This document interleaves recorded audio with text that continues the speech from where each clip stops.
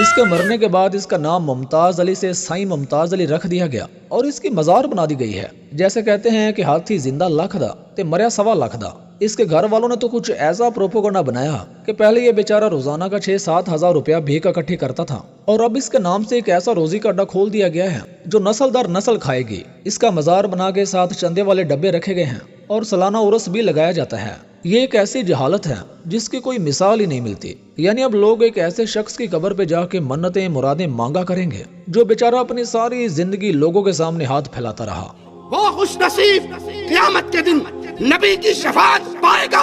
جس نے سچے دل سے، سچی نیت سے، سچے عقیدے سے لا الہ الا اللہ کا اقرار کیا ہوگا،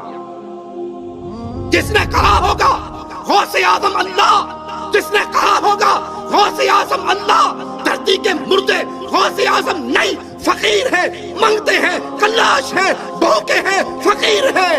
رب کے در کے سوالی ہے، رب کسی کا سوالی۔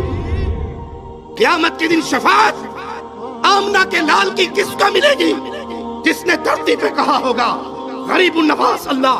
مشکل کشا اللہ، حاجت روا اللہ، بگڑی بنانے والا اللہ، شفا دینے والا اللہ، عزت دینے والا اللہ، موت دینے والا اللہ، اس دنیا سے لے جا کر پھر قیامت کے دن اپنے سامنے کھڑے ہو کر حساب